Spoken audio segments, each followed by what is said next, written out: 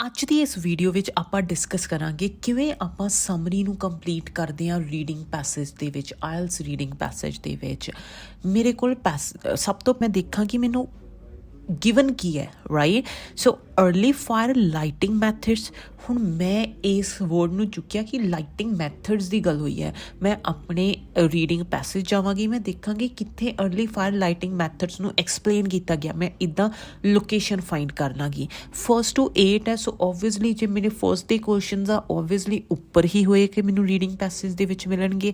ਫਿਰ ਆਪਾਂ ਚੈੱਕ ਕਰਾਂਗੇ ਜਿਹੜਾ ਨੋਟ ਗਿਵਨ ਆ। ਹੁਣ ਇਹਨਾਂ ਨੇ ਮੈਨੂੰ ਨੋਟ ਦਿੱਤਾ ਹੈ there are more words than spaces, so you will not use them all. You may use any of the words more than once. ਇੱਕ ਤੋਂ ਜ਼ਿਆਦਾ ਵਾਰ ਯੂਜ਼ ਕਰ ਸਕਦੇ ਹਾਂ, ਪਰ ਸਾਰੇ ਨਹੀਂ ਯੂਜ਼ ਹੋਣਗੇ ਕਿਉਂਕਿ ਕੁਐਸਚਨ 8 ਆ ਐਂਡ ਮੇਰੇ ਕੋਲ ਆਪਸ਼ਨਸ ਕਾਫੀ ਜ਼ਿਆਦਾ ਆ। ਫਿਰ ਇਹਦੇ ਤੋਂ ਬਾਅਦ ਗੱਲ ਆਉਂਦੀ ਹੈ ਕਿ ਫਿਲ ਇਨ ਦਾ ਬਲੈਂਕਸ ਦੇ ਵਿੱਚ ਕੀ ਆ ਸਕਦਾ ਆ। ਤੁਹਾਨੂੰ ਨਾਊਨ, ਵਰਬਸ, ਐਡਜੈਕਟਿਵਸ ਦਾ ਪਤਾ ਹੋਣਾ ਚਾਹੀਦਾ ਆ।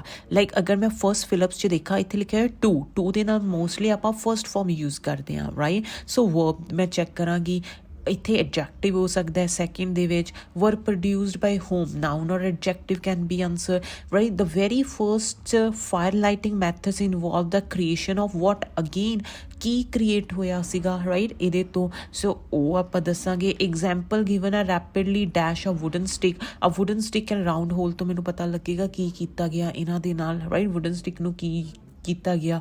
ਤੇ the use of dash and persistent chipping. ਹੁਣ ਜਦੋਂ ਔਰ ਆ ਗਿਆ ਇੱਥੇ ਪਰਸਿਸਟੈਂਟ ਚਿਪਿੰਗ ਵੀ ਗਿਵਨ ਹੈ, ਸੋ ਮੈਂ ਦੇਖਾਂਗੀ ਚਿਪਿੰਗ ਵਰਡ ਕਿੱਥੇ ਆ ਰਿਹਾ। ਐਂਡ ਯੂਰਪ ਦੀ ਵੀ ਗੱਲ ਹੋ ਰਹੀ ਆ, ਠੀਕ ਹੈ। ਸੋ ਦਿਸ ਇਜ਼ ਲਾਈਕ ਹੁਣ ਚਾਈਨੀਜ਼ ਆ ਗਿਆ, ਚਾਈਨੀਜ਼ ਦੇ ਨਾਲ ਇੱਕ ਹੋਰ ਨੇਮ ਹੋ ਸਕਦਾ ਹੈ, ਰਾਈਟ।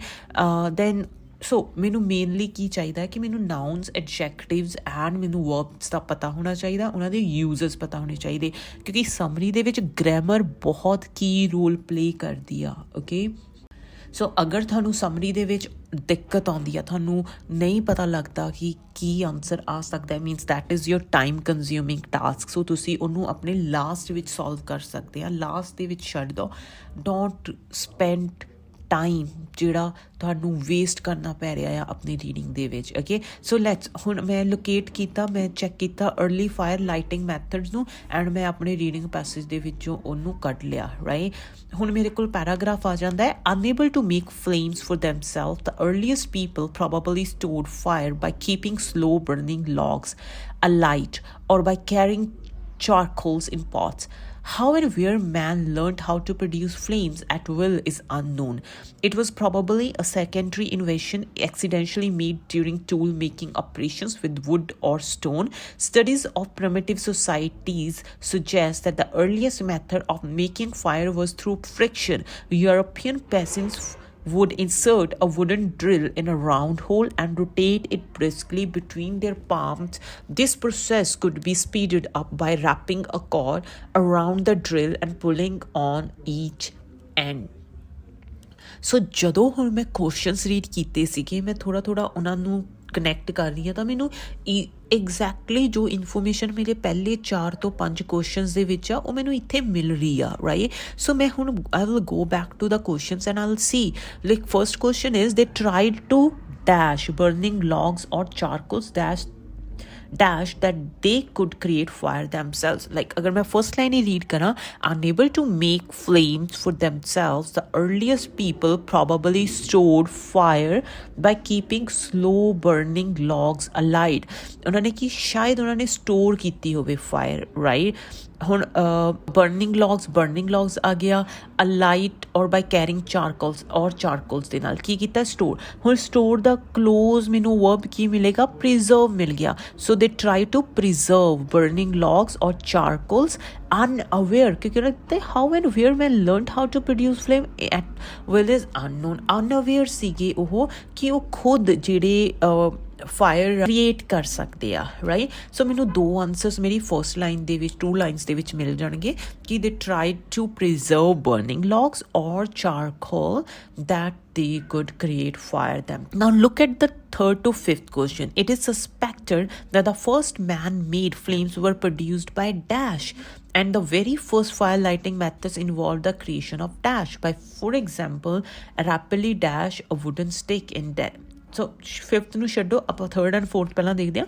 ਹੁਣ ਮੇਰੇ ਕੋਲ ਪੈਰਾਗ੍ਰਾਫਸ 'ਚ ਗਿਵਨ ਸੀ probably of a secondary invention accidentally made during tool making operations with wood or stone. Studies of primitive societies suggest that earliest method of making fire was through friction, right? So ਹੁਣ suspect ਕੀਤਾ ਜਾਂਦਾ ਕਿ first man-made flames produced by what accidentally ਬਣੀਆਂ, right? So accidentally the close मैं ਦੇਖਾਂਗੀ by chance given है, so मेरा answer आ गया chance। the very first fire lighting methods ਜਿਹੜੇ ਸੀ ਉਹ ਕੀ ਕਿਹਦੀ ਕ੍ਰੀਏਸ਼ਨ ਨੂੰ ਇਨਵੋਲਵ ਕਰ ਰਹੇ ਸੀਗੇ? The earliest method of making fire was through friction. So ਮੇਰਾ 4th ਆਂਸਰ ਆ ਜਾਏਗਾ friction. Now look at the 5th to 8th question। Methods involve the creation of dash by creation of friction ਆ ਗਿਆ।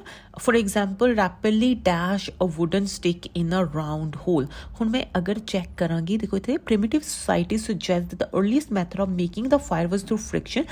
European peasants would insert a wooden drill in a round hole and rotate it briskly, fast speed ਤੇ ਉਹਨੂੰ rotate ਕਰਦੇ ਆ। so rapidly dash a wooden stick in a round hole ਦੇ ਵਿੱਚ ਉਹਨੂੰ rotate ਕਰ ਰਿਹਾ। rotate ਦੇਖੋ, rotating ਮੇਰੇ ਕੋਲ word ਹੈਗਾ ਆ, so I'll use rotating, right? the use of dash or persistent chipping। ਹੁਣ persistent chipping ਦੀ ਗੱਲ ਕੀਤੀ ਗਈ ਆ ਉਹਦੇ ਤੋਂ next paragraph ਦੇ ਵਿੱਚ percussion's method of fire lighting date back to Paleolithic times when some stone age tool maker discovered that chipping flints produce sparks। so persistent chipping and ਹੋਰ ਕਿਹੜਾ ਮੈਥਡ ਆ ਗਿਆ? the use of percussion, right? so second method ਨੂੰ ਮੈਂ ਇੱਥੇ 6 ਮੇਰਾ answer ਆ ਜਾਏਗਾ।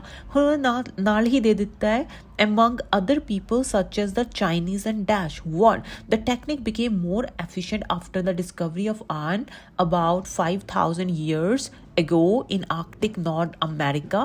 the Eskimos produced a slow burning spark by striking cords against iron pyrites, a compound that contains sulfur। ਹੁਣ ਉਹਦੇ ਵਿੱਚ ਕੀ ਆਇਆ ਕਿ other people such as Chinese and what, ਦੇਖੋ ਹੁਣ ਐਸਕੀਮੋਸ ਦੀ ਗੱਲ ਕੀਤੀ ਗਈ ਆ, ਨੀਚੇ ਚਾਈਨੀਜ਼ ਦੀ ਗੱਲ ਕੀਤੀ ਗਈ ਆ, ਸੋ ਚਾਈਨੀਜ਼ ਐਂਡ ਐਸਕੀਮੋਸ ਦੀ ਗੱਲ ਹੋ ਰਹੀ ਆ, ਰਾਈਟ? ਸੋ ਯੂਰਪ ਨੈਕਸਟ ਅਗਰ ਮੈਂ ਕੁਐਸਚਨ ਚੈੱਕ ਕਰਾਂਗੀ that European practice of this method continued until the 1850s, the discovery of phosphorus some years earlier।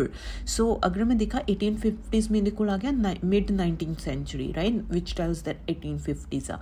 ਹੁਣ ਯੂਰਪ ਦੇ ਵਿੱਚ ਜਿਹੜਾ combination of steel ਹੈ, the combination of steel ਹੈ, flint ਹੈ, tinder ਹੈ, ਉਹ main method ਰਹਿੰਦਾ ਹੈ fire lightning ਦਾ। ਹੁਣ ਇਹਨਾਂ ਨੇ ਕਿਹਾ practice of this method continues ਕਦੋਂ ਤੱਕ?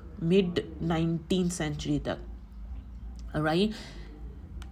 अगली लाइन देखो, fire lighting was revolutionized by the discovery of phosphorus isolated in 1669 by a German alchemist trying to transmute silver into gold। impressed by the element's combustibility, several 17th century chemists used it to manufacture fire lighting devices, but the results were dangerously inflammable।